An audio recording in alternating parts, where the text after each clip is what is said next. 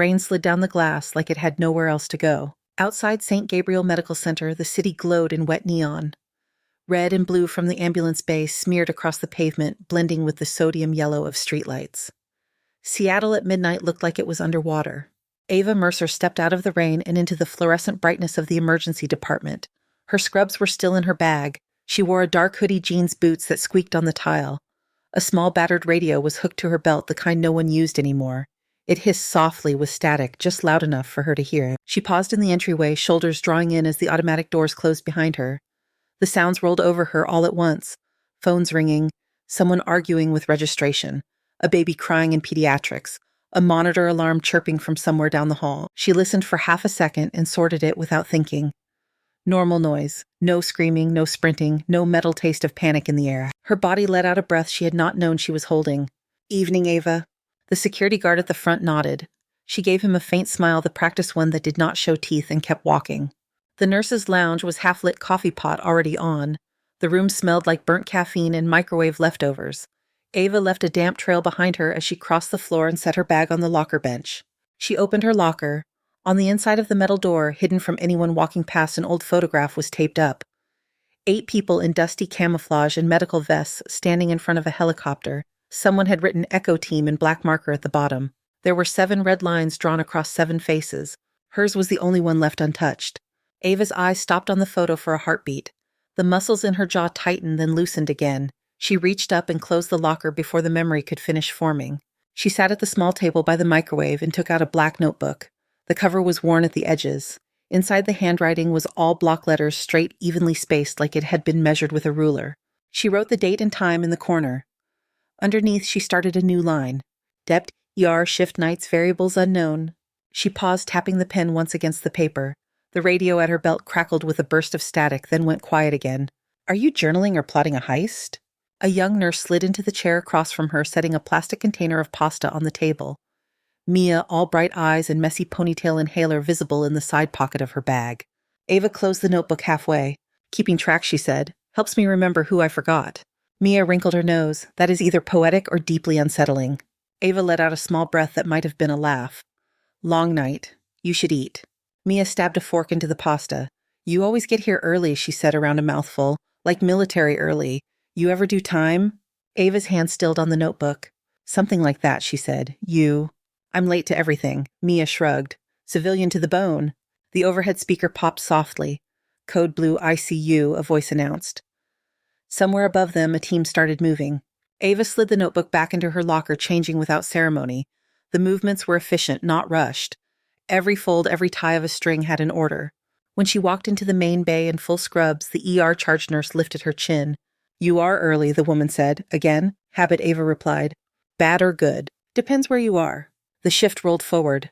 A drunk with a head split open from a bar fight.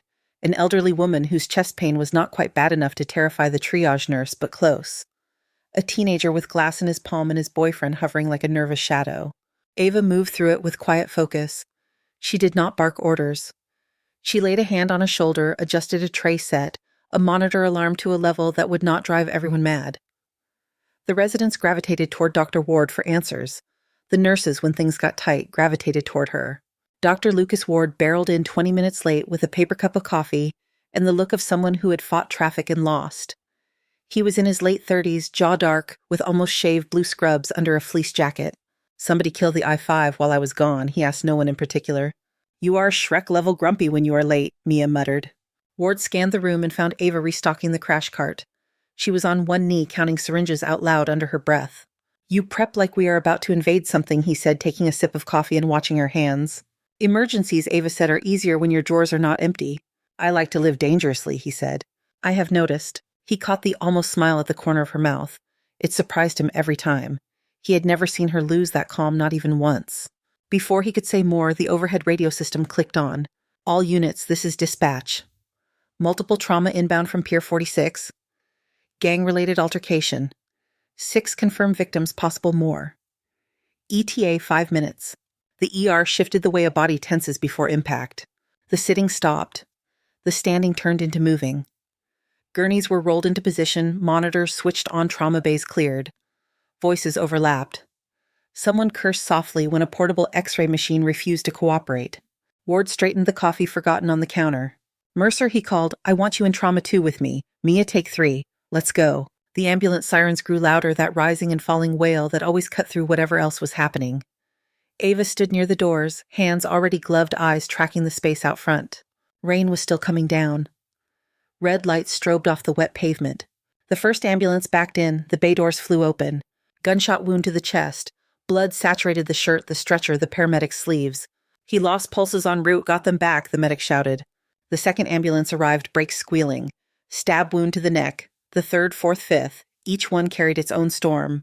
The ER became a maze. Orders flew. Someone yelled for more O-neg. A trauma surgeon was paged. There was the slap of wet footsteps, the smell of copper-sweet blood and antiseptic. Ava slid into place beside Ward in Trauma 2. Their patient was a young man, late 20s, belly swollen and tense under a soaked hoodie. His skin had the waxy look of someone losing the fight. "Stab wound to the abdomen," the paramedic recited. "Blood pressure dropping. He is crashing." Ward snapped on a fresh pair of gloves, already talking. "Get me suction. I need visualization." 2 large-bore IVs wide open. "Call surgery and tell them we are coming." A nurse shoved the suction tubing into his hand. He inserted it into the abdominal cavity. The machine gurgled, whined, then gave a long, sickening choke before going silent. The nurse checked the cord. The outlet hit the power switch again. Nothing. The backup ward said, not looking up. "There is a problem with the line," the nurse answered too fast. Biomed was supposed to fix it. Blood pooled faster. It spilled over the drapes, hitting the floor in heavy drops. The young man's eyes rolled up, the lids flickering. The monitor beeped higher, then stuttered. "Damn it," Ward hissed. He reached in with his hand blind. "I cannot see a thing in here." Ava stood at his shoulder watching. She could hear his breathing, hear the trembling in it that he was trying to hide. "Lucas," she said low, "step back. Not now, Mercer." His voice had a threat of panic he did not usually let anyone hear. The room seemed to tilt a fraction. "Step back," Ava repeated louder this time. "Give me 30 seconds. It was the way she said it. Not loud, not pleading. A command that had muscle memory tied to it like something out of a past life. Ward's eyes met hers. For a heartbeat, he looked like he might argue. Then he stepped aside. Everyone else gave her just enough space, as if they were not sure what they were doing but could not help themselves. Ava peeled off one glove that had torn at the thumb. She did not reach for another. She set her bare hand into the wound. The heat of the blood grabbed at her skin. It was slick thick, resisting her fingers. The smell came up sharp iron and gut, and something deeper that always lived in this part of the body. Her eyes half closed, not in panic but in focus. "Field map," her brain said. "Quadrants, landmarks." Her fingers moved under the torn muscle past loops of intestine. She pressed lightly, then harder, reading the terrain. Each pulse she felt was a direction. In her head, the ER light faded. For a second, there was another ceiling. A torn tent roof with dust in the air. Screams instead of monitors. A rotor wash overhead. She heard her own voice years younger. Hepatic artery. Follow the beat. Clamp or he dies. Here and now her fingertips found a jet of warmth that pushed against them with each fading heartbeat. The main source. Her hand locked down on it, firm, unwavering. "Pressure here," she said quietly. "I need a clamp." A nurse slapped a clamp into her free hand. Ava guided it under her fingers, still not looking up, counting silently. On 3, she lifted her hand just enough to slide the metal in place and close it. The bleeding slowed, then stopped. The monitor settled into a rhythm that did not set anyone's teeth on edge. Ava drew her hand back out. Blood coated her wrist to the forearm. The only sound in the room for a moment was the beeping of machines and the hiss of oxygen. Ward stared at her. "You located it by feel," he said. It was not a question. "I have done this before," Ava replied. His brow furrowed. "Where?" She shook her head once. "He needs surgery," she said. "Page them again. Tell them he is buying us his time." She turned toward the sink. The water hit her skin hot, then cooler as she adjusted the tap. Red swirled down the drain, circling the metal before disappearing. Mia watched from the foot of the bed, eyes wide. "You were a surgeon?" Mia asked, voice small. Ava stared at her own hands under the stream. "Just someone who has seen too much blood," she said. The ER doors opened. This time, it was not the rush of gurneys. 5 people in dark suits walked in with their jackets still wet from the rain. Their shoes squeaked on the tile, shoulder holsters were visible when they moved. One of them held an ID folder chest high. "Federal Bureau of Investigation," he called out. Conversation stalled. A paramedic swore under his breath. Somewhere a monitor alarm complained. "We need to speak with Captain Ava Mercer," the man said. His voice carried. The word hung in the air. "Captain," Mia repeated. She turned to Ava. "We do not have captains here. We have charge nurses." Ward looked from the agents to Ava. The math started arranging itself in his head, but he did not like any of the answers. Ava took a towel from the rack, drying her hands slowly. The paper scraped against the raw skin at the base of her thumb. She did not avert her eyes this time. She looked straight at the man in front, taking him in. He was taller than the other's hair, going at the temples of beard 2 days old. There was rain on his shoulders and something like regret in his gaze. "Hello, Jonah," she said. A flicker of surprise crossed his face, then was gone. "Captain," he replied, "we need you to come with us." Ward stepped between them on instinct. "Hold on," he said. "She is a nurse. She has patience. You do not just walk in here and drag my staff out." The agent, who was not Jonah, glanced at his badge, then at Ward, unimpressed. "We are not looking for a nurse," he said. "We are looking for Captain Mercer." Ava's voice was quiet, but it cut through the tension like a scalpel. "They are not wrong, Doctor," she said. "I was Captain Mercer once." Was Ward repeated. "It is a long story," she said. The charge nurse appeared at Ward's elbow, reminding him with a look that there were still 6 other trauma patients breathing in the building. He opened his mouth, closed it again, and stepped back. Jonah gestured toward the hallway. "In private," he said. Ava followed him out of the main bay. The sounds of the ER faded a little as the door shut behind them, replaced by the hum of vending machines and the distant thunder of rain on the roof. Jonah pulled a tablet from inside his coat, tapped the screen, and held it up. The video was shaky, recorded on a phone in a hospital room somewhere. A man lay on a bed, his skin-gray veins crawling dark beneath it. His eyes rolled white all around. Nurses in full protective gear worked around him. When he coughed, something black and thick splattered into a basin. It was not blood. It looked more like ink. Ava watched without blinking. "What is this?" she said. "Codename Leviathan," Jonah answered. "Someone brought it back." The radio at her hip crackled softly. Ava's hand drifted toward it almost without thinking. For a long moment, Ava said nothing. The video kept looping. The man on the screen writhed against the restraints as black fluid spilled from his mouth and nose, thick and shining under the harsh hospital light. His skin had a gray cast, as if someone had already started erasing him. Jonah tapped the screen to pause it. "We picked up the first case at a clinic in Sodo," he said. "Within 12 hours, we had 11 more. Different neighborhoods, no clear link.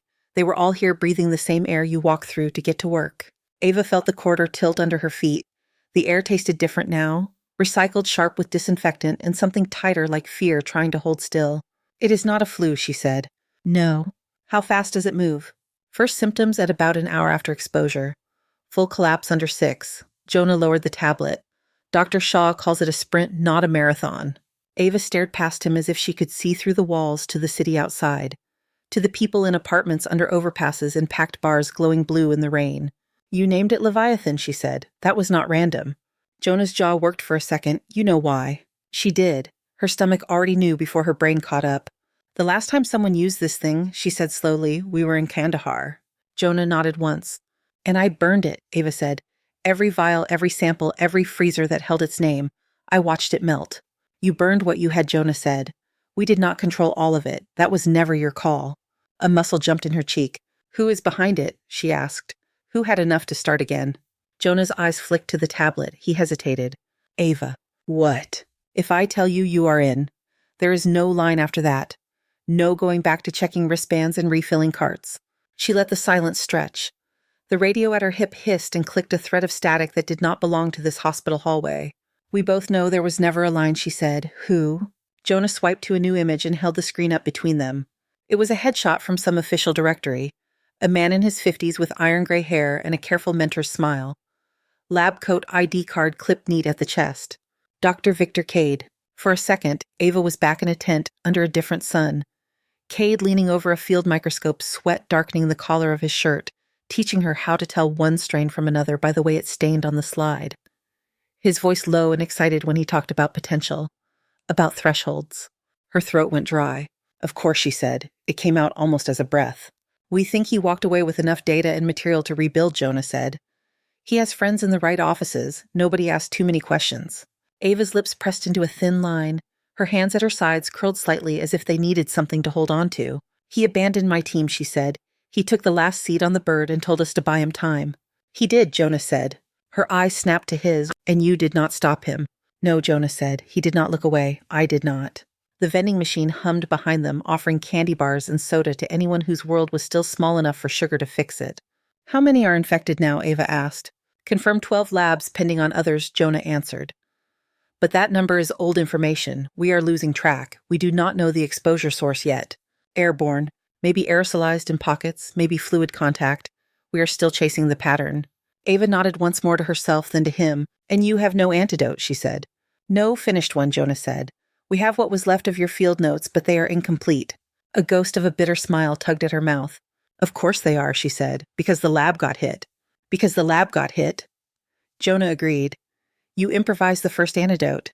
You tested it in the field. You administered it under fire. There is no one else who has done that. And you want me to do it again, Ava said.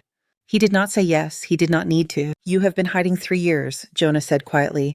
If this thing takes the city, it will not care that you want it out. She looked down at her hands. The skin at the base of her thumb where the glove had torn was pink and raw from scrubbing. A faint tremor ran through her fingers and stopped.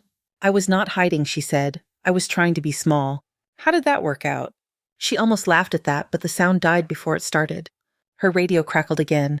This time a thin, distant voice bled through, not clear enough to make out words. Just the cadence of someone calling to someone else. She thumbed the volume down until it faded. Where is your base? She asked. Temporary command near Harbor Island, Jonah said. We set up an isolation unit, a level 4 lab, everything we could grab in 12 hours, and shipped north from Fort Detrick. Level 4, Ava repeated. You are serious. You know how this plays, Jonah said. We contain it, or it eats everything. She inhaled slowly, let the air fill her chest. I have a shift, she said. You had, Jonah answered. She thought of the young man on the table, the one whose life balanced on the clamp she had placed. He would be on his way to surgery now. Someone else would carry it on. She thought of the boy sleeping in pediatrics with a stuffed dinosaur under his chin, the elderly woman waiting for her second troponin draw and hoping it was nothing, the drunk in the hallway singing badly to the ceiling tiles. She thought of all the lungs in this building pulling in air. I need to talk to my charge nurse, she said, and to Dr. Ward. Jonah stepped aside. You have 5 minutes. She went back into the main bay. The noise swallowed her. Monitors murmurs the squeak of stretcher wheels. Mia was resetting a bed hand, still stained faintly where the gloves had ended. You good? Mia asked. Yeah. Ava nodded. I have to go off shift. Mia blinked. You just started. I'm being pulled for something else, Ava said. The suits, Mia's voice dipped. What did you do, rob a bank? Always a possibility, Ava said. Cover my board. Stay close to Ward. He needs someone who pays attention. Mia squinted at her. You sound like you're not coming back for a bit. Ava did not answer that. She crossed to Ward, who was dictating notes into a handheld recorder, his eyes on a chart. We got him to surgery, he said before she could ask. Your guy. He has a chance. Good, Ava said. He glanced up and really saw her. You look like somebody told you the sky is falling, he said. What did the feds want? Her lips parted, then closed. Classified, she said. Ward scoffed. That is not a thing in my emergency department. It is today. He studied her, weighing stubbornness against concern. You are not actually going with them, he said. Ava, this is not a movie. They cannot just walk in here and claim you. They can, she said, and they did not have to try very hard. Who are you? He asked. It slipped out before he could catch it. Really? Because I saw what you did in there, and that is not a weekend workshop. She held his gaze.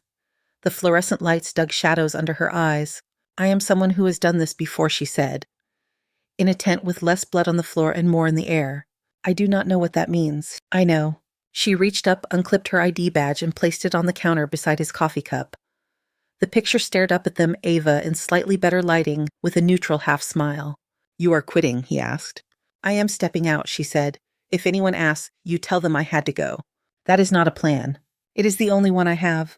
From the far end of the bay, the charge nurse called her name for a medication order. Ava did not turn. Do me a favor, she said to Ward. Check the suction lines. All of them. If this place ever sees another night like this, you like having them work. That is your last request. It is a practical one. He shook his head, frustration mingling with a respect he did not want to name. If you walk out with them, he said, I might not be able to help you again. She almost smiled. You already did, she said. You stepped back. She turned and walked away before he could find words to answer. In the locker room, she opened her locker and stared at the photograph inside. 8 faces, 7 red lines. The tape at the corners had started to curl. Her fingers hovered over it, then moved past to the shelf where the black notebook lay. She took it, slid it into her bag. She reached for the small silver pendant on the hook beside it, a pair of tiny wings on a chain, and fastened it around her neck. When she stepped back into the hall, Jonah was waiting. Ready, he asked. As I will ever be, she said. They walked out through the ambulance bay. The rain had picked up again, steady and thin, misting the pools of light under the lamps. The city smelled of wet concrete and exhaust and something metallic that only she seemed to taste. A dark SUV idled at the curb.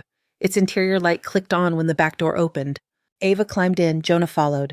As the car pulled away from the hospital, she looked back once. Through the blur of water on the glass, she saw the sliding doors of the ER open and close, swallowing and releasing silhouettes. Her radio whispered against her hip. She turned the volume up just enough to hear the soft crackle. An old habit, a reminder. Echo team of memory said from somewhere far away, "Do you copy?" Her hand rested on the radio. "I hear you," she murmured. Outside, Seattle's lights gave way to darker stretches of industrial lots and the shapes of cranes against the sky. Harbor Island loomed ahead, lit in cold white. The temporary world Jonah had built waited there, full of containment tents and answers nobody liked. The SUV rolled past the last set of security gates and into a world that looked assembled in a hurry. Container trucks lined one side of the Harbor Island lot, their doors flung open to show racks of supplies. Big white tents bowed under the rain, their sides glowing pale gold from the lights inside. Generators hummed. Portable flood lamps threw hard shadows over pallets, water pooling in every low spot.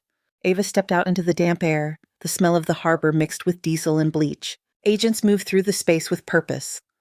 Some wore standard suits, others already had on disposable gowns and masks. A military truck stood near the center canvas cover, dripping. "You built all this in 12 hours, she said. Parts of it were sitting in warehouses waiting for the right bad day. Jonah answered. "Come on. Dr. Shaw wants to brief you before you go in." They walked toward the largest tent, its entrance zipped halfway down. Inside, an isolation ward had been carved out with hanging plastic and rollaway beds. 15 cots all full. A nurse in full gear adjusted a drip at one bedside. The patient's eyes rolled sclera spider-webbed with red. Black streaks traced along his veins, crawling toward his chest. A monitor showed a heart rate that was too fast and too weak. "The first wave," Jonah said quietly. Ava took it in without letting her face move. The suits, the closed system, the hiss of filtered air. The patients struggling like caught fish. "They are all local?" she asked. "Every one of them," a woman's voice said. Dr. Lila Shaw peeled off a pair of gloves near a bin, her hair tucked under a cap. The lines around her eyes made her younger face look older. She wore a badge that said CDC Liaison. "Lila," Jonah said, "this is Mercer." Ava offered a hand. Shaw did not take it, gesturing to the sink instead. "Wash," Shaw said, "then we talk." The water ran warmer here. Ava scrubbed again until the skin around her knuckles looked swollen. Shaw watched with a clinical eye. "Jonah tells me you worked with Cade," she said. "Worked for him," Ava corrected. "Once." Shaw nodded. "Then you know how tangled his mind is. He left a mess in our archives. Half-truths, half-protocols. Enough to tease, not enough to replicate what you did in the field." "You tried," Ava said. "We tried and we failed," Shaw said. "We bought time with isolation, but time is a closed account now." "How bad is it?" Ava asked. "Truth not press conference." Shaw pushed a stray glove deeper into the trash. 40 suspected cases across the metro area, she said. 23 confirmed Leviathan positives in the system right now. Those are the ones who actually made it to a hospital and got tagged. "And the others?" Ava asked. "Dead at home," Shaw said. "Or on a sidewalk. Or making a nurse somewhere in urgent care real confused." Jonah shifted his weight. "The modelers are nervous," he said. "They talk in curves now." Ava looked back at the line of beds. A woman in her early 30s lay rigid, chest rising in quick, shallow breaths. Her fingers clawed at the sheet, leaving streaks. "You brought me here to build a wall," Ava said, "not to stand in it." Shaw's gaze sharpened. "You built the first antidote in a war zone," she said. "No lab, no oversight. You wrote half your findings in the margins of weather reports and rations manifests. Those scribbles are all we had until now." Ava remembered sitting on an ammo crate, burning her own notes page by page, watching letters curl and vanish. That had felt righteous then.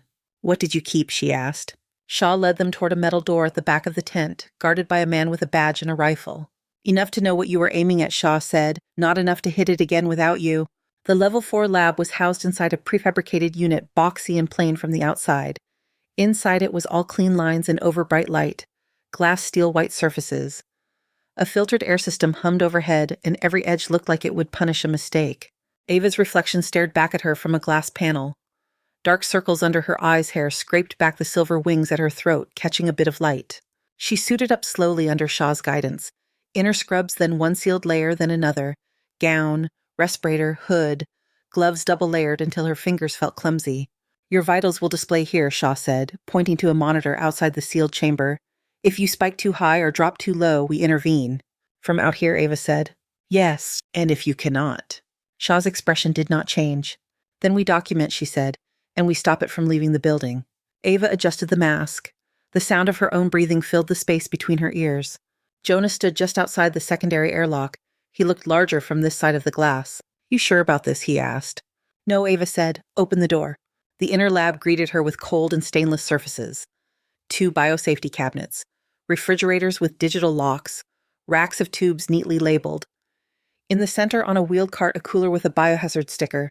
Patient samples, Shaw's voice crackled through the intercom. Early, mid-late stage, we pulled them as fast as we could.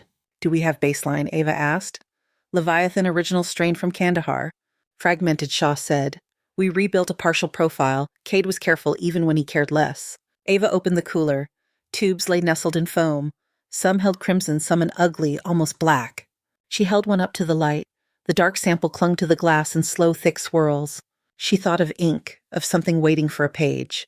Your original antidote targeted the binding protein, Shaw said. It blocked the cascade in the vascular system. That was the idea, Ava said. In theory, anyway. In practice, Shaw said it kept 40 soldiers from drowning in their own blood. That is more important than theory. Ava set the tube in the rack and began the mechanics. Pipettes, reagents, incubations. Her hands, once she adjusted to the layers of gloves, remembered the dance. Measure here, spin there, label, compare. Time shifted. It stopped belonging to minutes and became cycles. Centrifuge spin durations, incubation windows, the precise seconds it took for a color change to indicate success or failure. Outside the glass, someone brought in coffee. Jonah stayed in the same spot, hands in his pockets, watching the screen with her vitals climb and fall with exertion. Update, Shaw said over the line. We are at 31 confirmed. Seattle General just called. They have 3 patients who match the profile and no idea what they are dealing with. Ava did not look up from the scope. You take care of their lungs, she said. I will take care of what is in their blood. Her voice sounded flatter in her own ears. She was aware of her pulse tapping at her throat, a tightness in her chest that had nothing to do with the Leviathan. She transferred a sample of the darkest blood to a slide and stained it, then slid it under the microscope. The view sprang into focus with a small adjustment.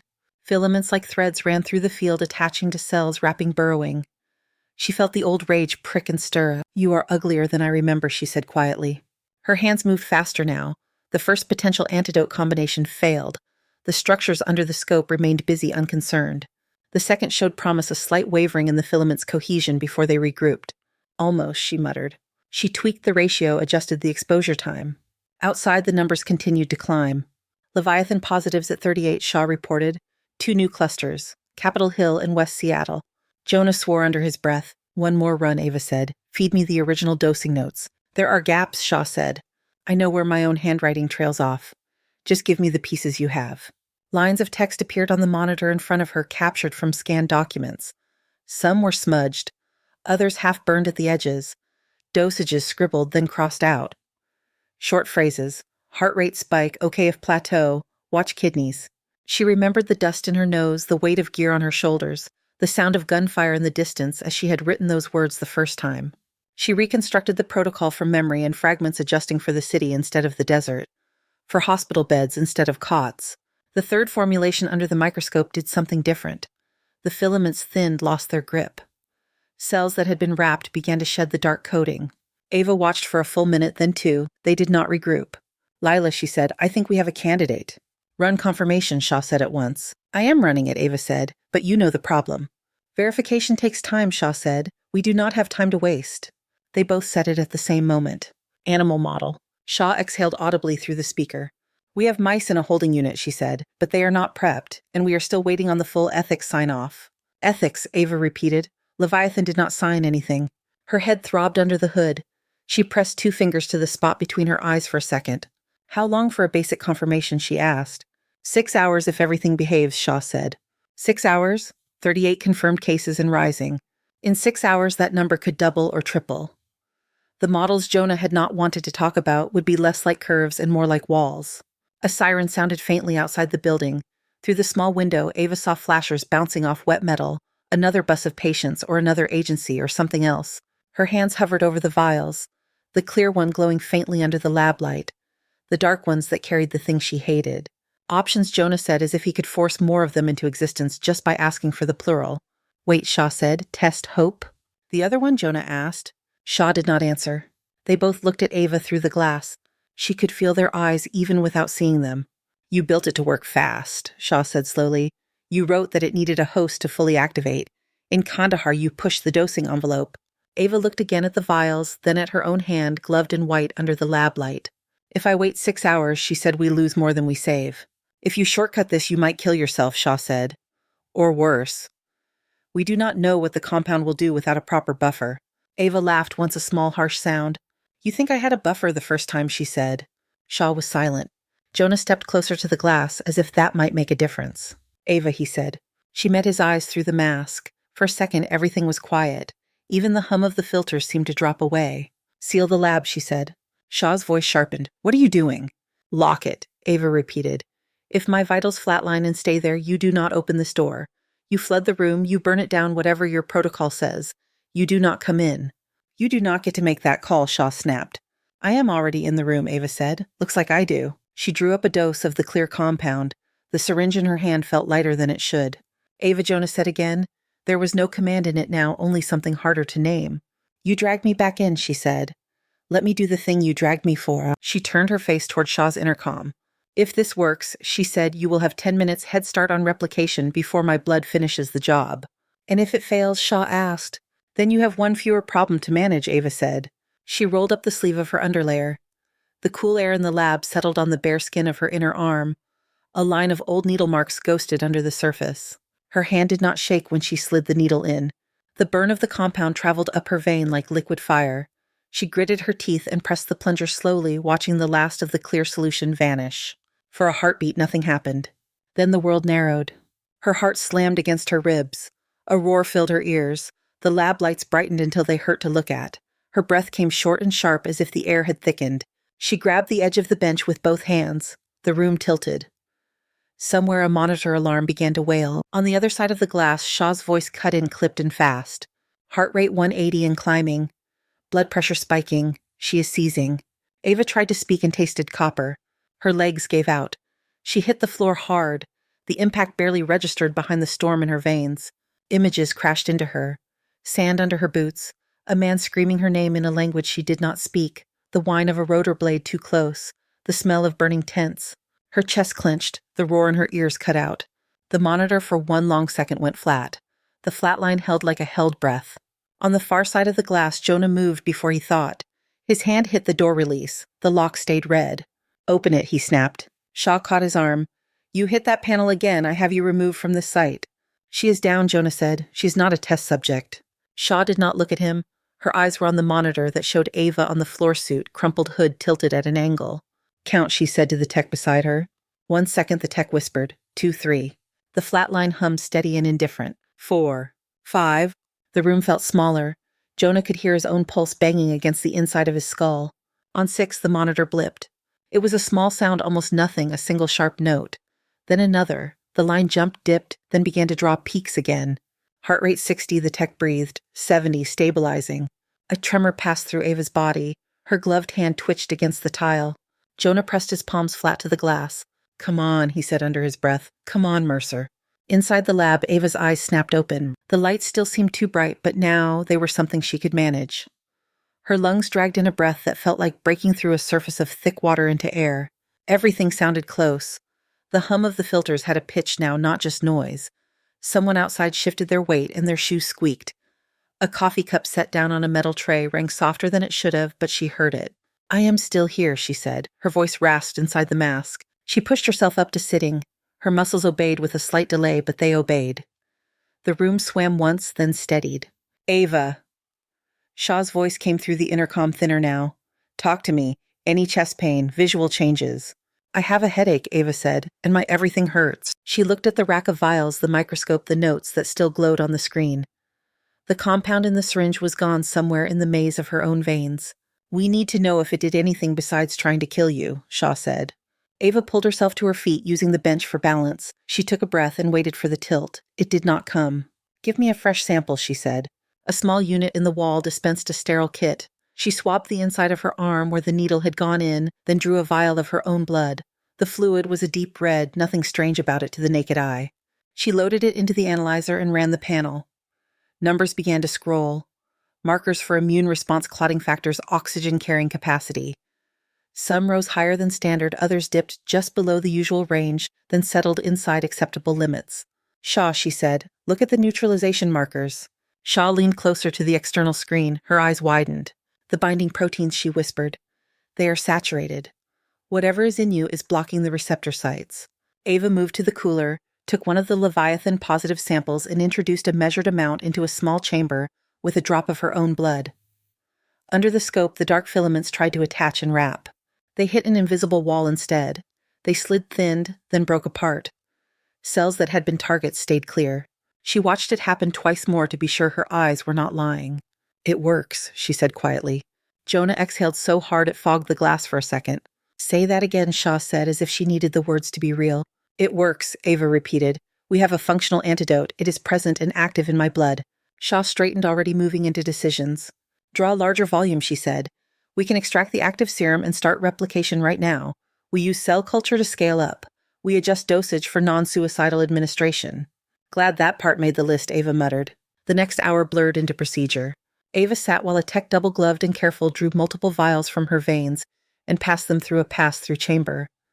Machines began to spin, separate analyze. Protocols that had been half theoretical came to life with hurried hands. Outside the lab, the isolation tent shifted in tone.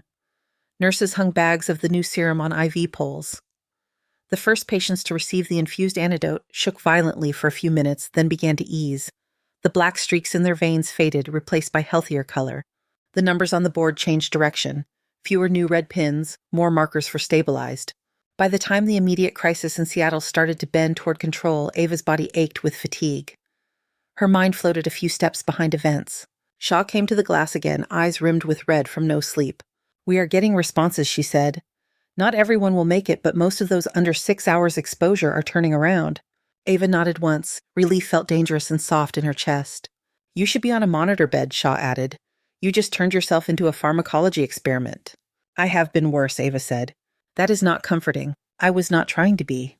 Jonah appeared at Shaw's shoulder. He looked like someone had dragged him through a storm and set him back upright. City Emergency Management just confirmed, he said. No sign of spread beyond the initial clusters. We got it in the same day. Leviathan likes speed, Ava said. It also burns itself out if it does not find enough new hosts. You bought it fewer doors to walk through. Jonah studied her face. You look like you are about to tip over, he said.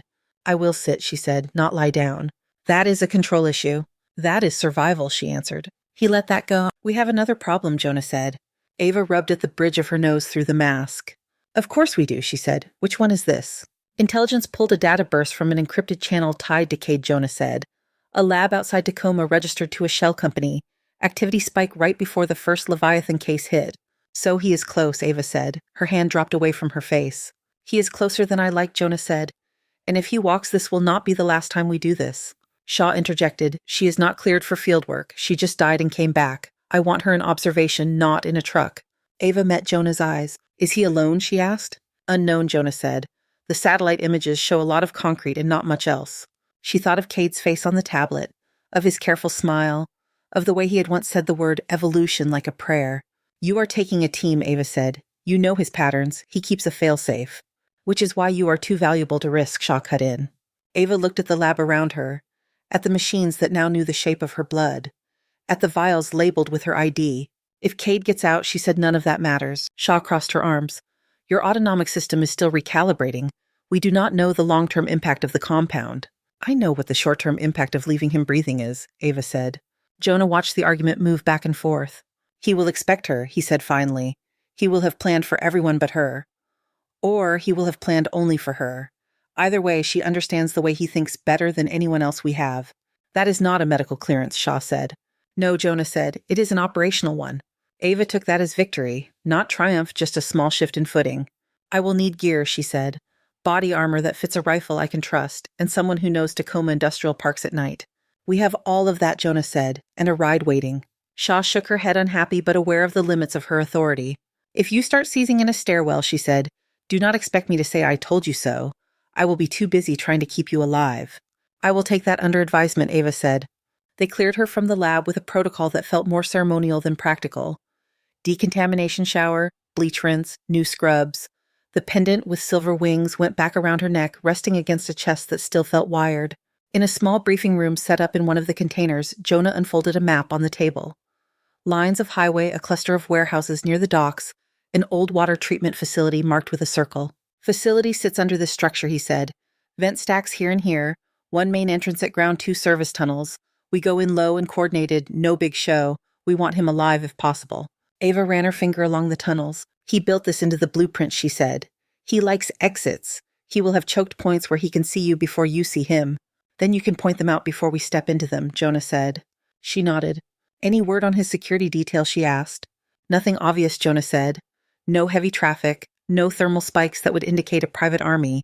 He might be overconfident or just very good at hiding. Cade would rather spend money on filtration units than on mercenaries, Ava said. He thinks petri dishes are more reliable than people. Jonah folded the map. Gear up, he said. We move in 20. The tactical van smelled of oil and old canvas. Ava checked the rifle she had been handed, feeling the weight, the balance. Muscle memory slotted into place. The magazine locked in with a click that felt like a language she had not spoken in years. Across from her, a young agent watched her with open curiosity. You have done this before, he said. A few times Ava answered. You were really just a nurse at St. Gabriel, he said. Everybody keeps saying that. She pulled the strap of her vest tighter. No one is just anything, she said. The van rolled to a stop on a side street near the target. The motor cut. For a moment, the only sound inside was the soft clink of gear and the quiet clearing of a throat. Jonah touched his earpiece. Bravo team in position, he asked. A reply came back crackling and low set. Charlie team, ready. Jonah looked at Ava. You walk behind me, he said. You do not try to clear rooms on your own. You are here for Cade, not for heroics. I am here so we do not have to do this again, she said. They stepped out into the night. Tacoma's industrial district smelled of rain and metal. Sodium lights cast everything in a dull amber. The building that held Cade's lab looked like any other neglected structure. Streaks of rust, boarded windows, a locked door that had been opened and closed by people who did not care about subtlety. The team breached with the quiet violence of professionals. Door-forced corners taking calls of clear moving through the dark. Inside, the front rooms were empty. Old machinery stood in the shadows, wrapped in dust and cobweb. A stairwell led down to a lower level. The air grew colder as they descended. The quality of the concrete changed from rough to smooth, from old to relatively new. At the bottom, a steel door waited. It was already open a hand's width. Jonah signaled. 2 agents flanked the entrance guns ready. He nodded once and pushed the door wider. Light spilled out, clean and white. A lab stretched before them. Not as advanced as the one on Harbor Island, but polished and functional. Benches with equipment, refrigerators, monitors glowing with data, the smell of disinfectant and something chemical. At the center of the room, Victor Cade stood by a workstation, hands clasped loosely behind his back. He looked exactly like his photograph and nothing like it at all. The same gray hair, the same kind smile. The eyes were different, sharper, brighter. Welcome, he said. You moved faster than most committees are usually capable of. I am impressed. The team fanned out weapons trained on him. Victor Cade, Jonah said. You are under arrest for bioterrorism, unlawful deployment of a weaponized pathogen, and murder. Cade barely glanced at him, his gaze fixed on Ava instead. You look tired, he said. Does it feel heavy carrying a whole city in your bloodstream? Ava lifted her rifle a fraction higher. You did this, she said. The words were flat. You took Leviathan out of the grave. I revived a possibility, Cade said. You always thought too small about it. You killed people, she said. I selected for a new set of traits, he answered. He took a small step closer as far as Jonah's hand signal would allow. I watched your vitals from the data leak, Cade said. I know what that serum did inside you. You are not the same woman who walked into that lab. Ava's jaw tightened. I am still human, she said. Cade smiled, and this time it was almost kind. Your heart stopped, he said. Then it started again stronger. Your sensory response is heightened. Your reflexes, I would wager, are sharper than your peers. That is not an illness. That is progress. It is a scar, she said. You are the first proof of concept, Cade said. A walking answer to a question the rest of us have barely managed to form. He turned his head slightly, addressing Jonah without taking his eyes off Ava. They are not going to let her go, he said. You know that. You saw the same briefings I did in different rooms. She is not a person to them anymore. She is a resource, a sample on legs. A silence spread through the room. The agents did not lower their guns, but there was a tension in their shoulders that had not been there before. Ava took a step forward. You are done talking, she said. This lab is seized. You are coming with us. Cade's gaze flicked to the bench beside him. His hand moved faster than it should have for a man his age. He grabbed a small vial from a rack, holding it between thumb and forefinger. Am I, he asked, or do I still have one thing you cannot afford to lose? The liquid inside the vial looked clear. The label carried a code, nothing more. Drop it, Jonah said, right now. If I cannot continue my work, Cade said no one will. All it takes is this on the floor in the ventilation. Your antidote will not reach everyone in time. His fingers tightened on the glass. Ava watched the angle of his wrist, the way his knuckles shifted. Her thoughts went very still. The crack of Jonah's shot echoed off the lab walls. Cade jerked. The vial slipped from his grasp and fell. It hit the floor and shattered, scattering empty shards across the tile. Nothing hissed, no dark cloud bloomed. Ava's eyes flicked from the shards to Cade. Empty, she said. Cade's hand went to the spreading red stain on his chest. He sank back against the bench, then slid to the floor, leaving a streak. He laughed, once a dry sound. You still do not understand, he said, breath rattling. The weapon is not in a bottle anymore. It is in you. Blood bubbled at the corner of his mouth. His eyes, even as the light dimmed in them, stayed on Ava's face. They will come, he said. Not for me, for what you carry. His head tipped sideways, his chest stilled. The lab was suddenly very quiet. Ava stood over him, her rifle pointed at a man who no longer needed aiming at. Behind her, someone muttered into a radio, calling in status. Another agent moved to secure the room. Jonah stepped up beside her. You all right? He asked. No, she said, but I am standing. She looked around at the equipment, the notes, the machines that had turned ideas into something that could blacken veins. Get forensics in here, Jonah said to the team. No one touches anything they do not have to. He turned to Ava again. He was trying to rattle you, Jonah said. That is what he does. He finds the fault line and presses. He did not have to press hard, Ava said. She could still feel the serum moving in her system. Not as a separate thing, but as a shift. A calibration. The world felt sharp-edged and in focus. The air, the lights, even the quiet hum of the refrigeration units had a presence. In the back of her mind, Cade's words lodged like grit. They are not going to let her go. She knew he was manipulative. She also knew he had read people and institutions his entire life, and rarely been wrong. Jonah seemed to read some of that on her face. We go back, he said. We give our statements. We hand this place to the people with suits and clearances. That is all. Ava nodded slowly. Outside, the night pressed against the small lab windows. Somewhere overhead, the first hint of dawn began to touch the sky gray, pushing it black. 2 days later, the air smelled like polish and recycled cool. The conference room inside the Pentagon had no windows. The walls were beige, the carpet gray, the lighting a soft glare that flattened everyone into the same shade. A long table took up most of the space, lined with uniforms and suits. Ava sat near one end in a borrowed dress uniform that did not quite fit her shoulders. The ribbons on her chest felt heavier than their material allowed. The silver wings at her throat were the only thing she had chosen herself. Someone at the far end of the table droned through commendations. Phrases like decisive action and above and beyond floated past. There was polite applause. A camera on a tripod recorded for a record that would never be released. Jonah sat 3 chairs down in a dark suit that had seen enough briefings to know when to pretend to be respectful. He clapped when everyone else did, his expression carefully neutral.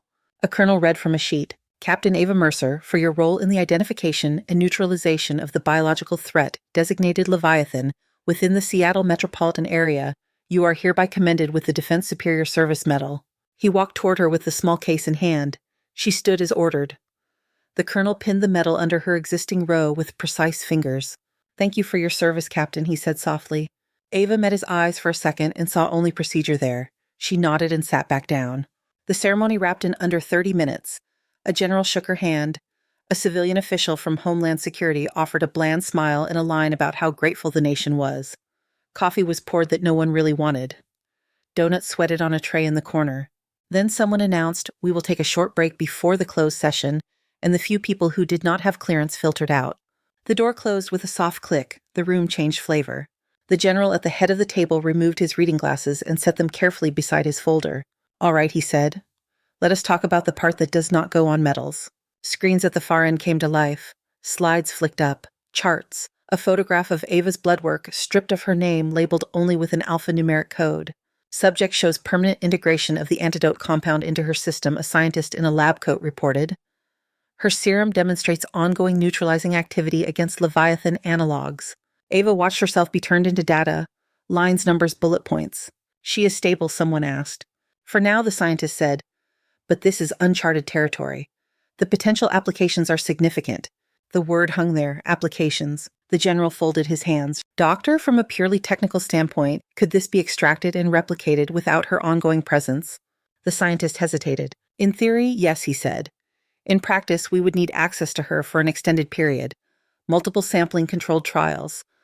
Longitudinal study. How extended a civilian from the Department of Defense asked. Months at minimum, the scientist said. Years would be better. Ava sat very still. The air in the room seemed to sharpen around her. And during that time, the general asked, risk profile. For her, the scientist asked. The general said nothing. The silence answered for him. We would do our best to minimize harm, the scientist said, adjusting his glasses. But we are in unknown biological space. There are no guarantees. A woman from an intelligence branch leaned forward. She is a critical asset, she said. Leviathan is neutralized for now, but the underlying approach could be adapted. We have to assume foreign actors will try. We cannot allow the only successful countermeasure to walk out of here as a private citizen. Jonah cleared his throat. With respect, he said, she is not a countermeasure. She is a person. A small murmur went around the table, not agreement. The distinction is meaningful ethically, the intelligence officer said. It is less so strategically. The general turned his gaze to Jonah. Agent Reddick, he said, you coordinated on the ground. You know the scale of what was prevented. Picture the opposite outcome. Tell me you are comfortable with that risk. Jonah's jaw tightened. I am not, he said.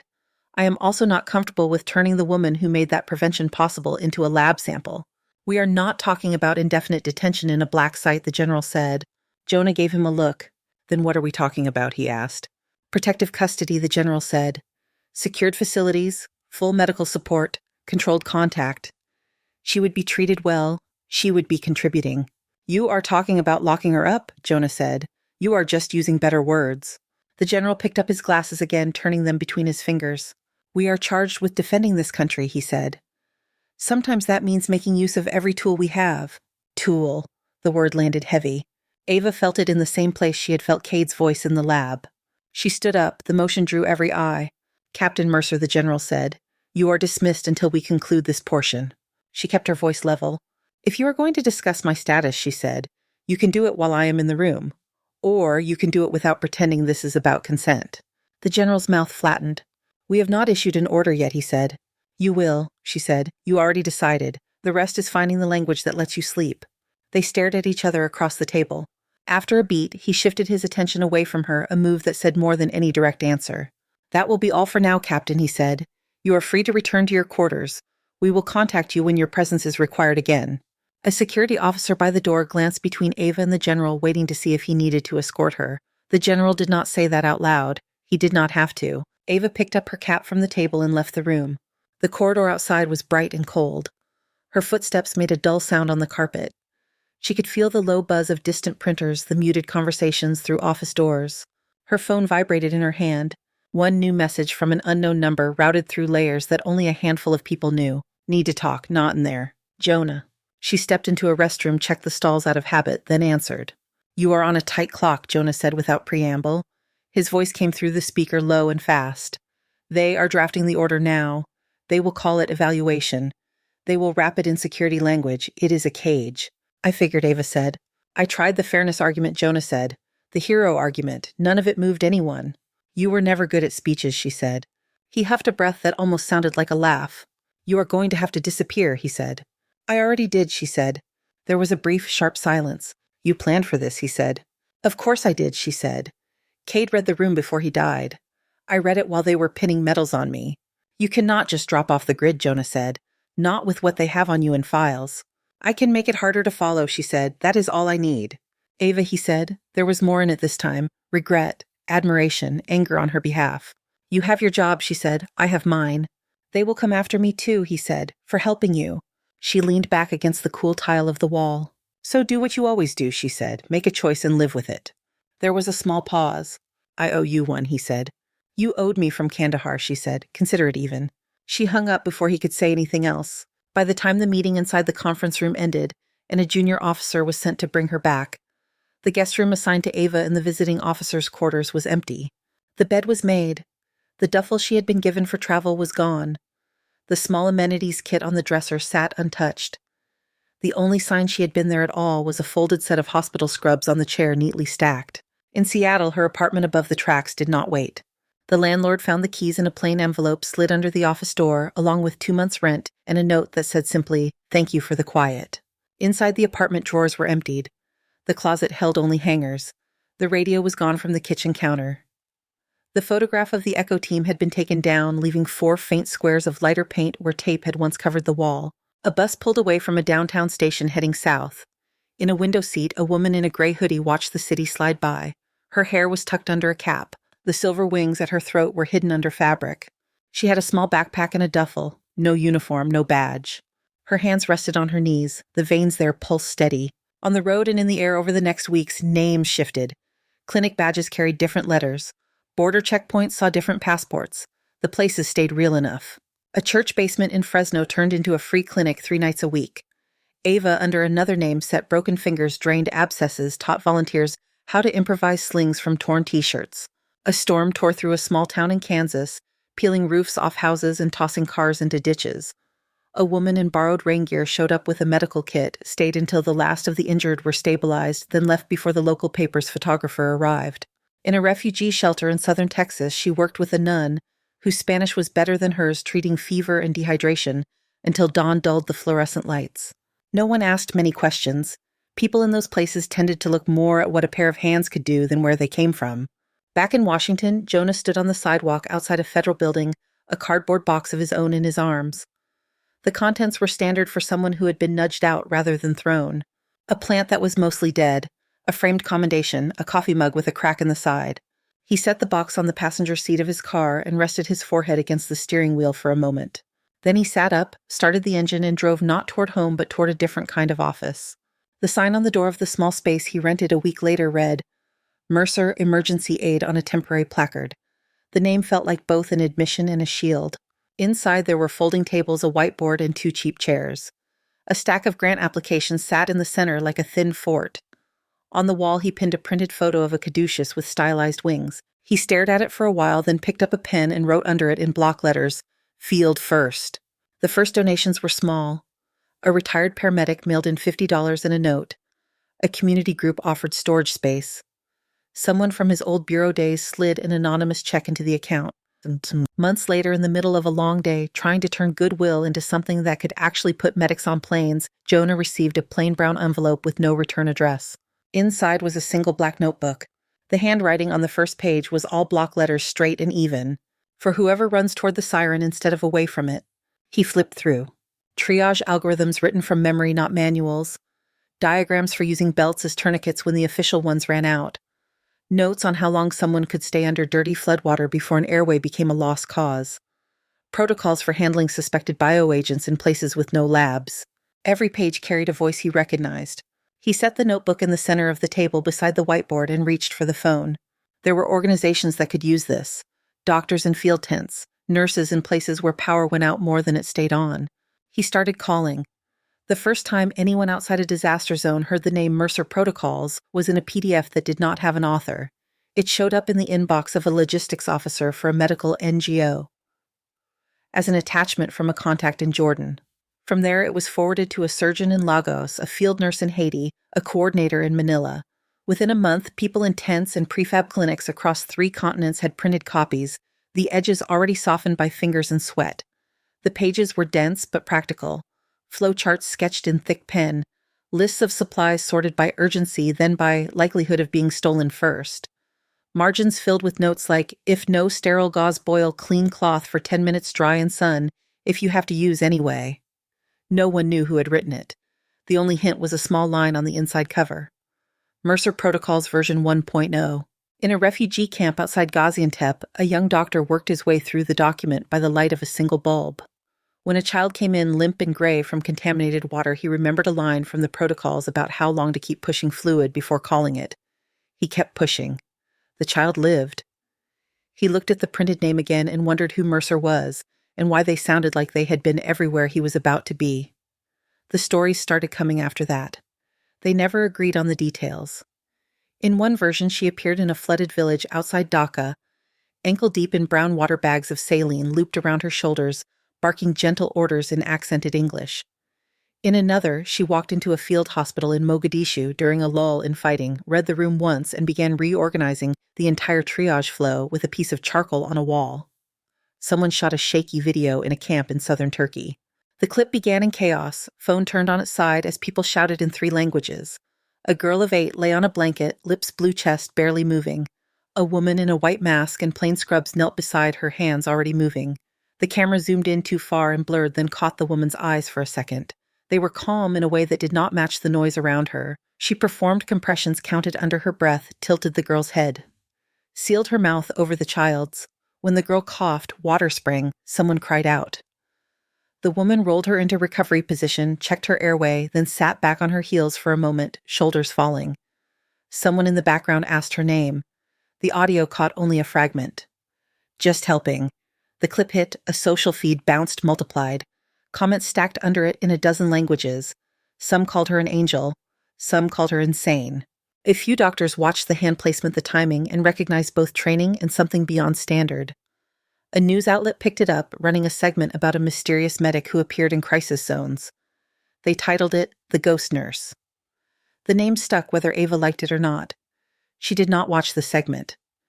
She was busy in a tent near a riverbank in Vietnam, listening to rain on canvas, while she stitched a cut on a fisherman's forearm. The radio on the table behind her whispered static and half-caught voices. "Hold still," she said in slow, careful Vietnamese. The man nodded, eyes fixed on the needle and thread. Back in Seattle, St. Gabriel's main corridor gained a new frame photograph. It was not the kind that made it into medical journals. Someone had taken it on a phone years before, catching Ava half-turned, holding a chart light bouncing off her hair. She looked annoyed at being interrupted, but the corners of her mouth were just starting to lift. Underneath a small plaque read, "In recognition of Ava Mercer, RN, for reminding us that impossible is a diagnosis, not a verdict." Dr. Lucas Ward stood in front of the photo one afternoon in between rounds, coffee cooling in his hand. A group of residents gathered, waiting for him to start the teaching session. He gestured toward the picture. "She worked nights," he said, "checked suction lines religiously, argued with me when it mattered, ignored me when it mattered more." A few of the residents smiled. "There is a story going around," one of them said, "online, about some nurse who you know shows up everywhere there is trouble, pulling kids out of rivers, running clinics in places with no electricity." "Ghost nurse," another said. "Saw the clip. Internet loves a mystery." Ward looked at the photograph for a moment longer. "People like you," he said, "get very enamored with machines, and medicine is machines a lot of the time." He turned back to them. "But that night," he went on, "when she stuck her hand into a man's abdomen and found his artery blind, the machines had already quit. It was just skill and a stupid level of refusal to let him go." He was quiet for a second, remembering his own panic on that night, the way he had almost lost the thread. "What I am trying to say," he finished, "is that if you are lucky, technology will back you up. If you are very lucky, you will work with someone like her at least once. Pay attention when you do. It will make you better." In a cramped office in D.C., the sign on the wall over the folding tables no longer read, "Mercer Emergency Aid." The letters had been updated, the logo cleaned up, but the wings remained. Wingline Medical Relief sent small teams instead of big press releases. Their people wore mismatched gear, carried packs into places headlines had forgotten. On a board near Jonah's desk, pins with colored flags marked deployments. He read reports late into the night. 3 volunteers used Mercer protocols to run an ad hoc OR in a school gym after an earthquake in Peru. A nurse in Congo working with nothing but a headlamp and a bag of donated supplies saved an entire village from a waterborne outbreak by following a 2-line note about chlorination. None of the reports mentioned Ava by name. He saw her anyway in the corners. Sometimes when he opened an encrypted inbox that only mattered for one sender, he found a short message. "Jordan Camp Stable, moving on. Flood zone Mindanao contained. Your people did good work in Sudan." He replied with even fewer words, "Stay safe. Proud of them. Keep going." He never asked where she was next. He assumed she already knew. On the anniversary of the Seattle outbreak, the Pentagon held a ceremony that did not appear on any public schedule. The room was smaller this time. Fewer uniforms, more dark suits. A flag at the front, a podium, an arrangement of white flowers. Jonah stood where he had no official reason to be invited quietly by someone who thought conscience should still occasionally sit in the back row. The speaker recounted the basics. A threat contained, lives saved, partnerships between agencies, every sentence scrubbed of the messier parts. When it was his turn, Jonah walked to the podium. The microphone caught the small click as he adjusted it. When Seattle called for help, he said a lot of people answered. Fire police, nurses, doctors, techs, people whose names will not sit on these files but whose work did the real lifting. He did not look at the generals as he spoke. He looked toward the middle rows at the families who had been invited in under the label of stakeholders. There was also one person, he said, who did not answer because of a job description or a rank in a file. She answered because years ago in a place a long way from here, she made a promise to people who did not come home. He let that sit for a breath. You will not see her in any official footage today, he said. You will not hear her name. That is the choice of people who think in terms of assets and risk. He set his hands on the edge of the podium, the knuckles pale. But if you have ever walked into an emergency room at 2 a.m. and seen someone stand between you and something that wanted to wipe you off the map, you have met her in a way.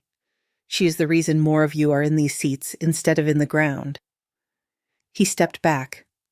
No one applauded right away. Eventually someone started and others followed.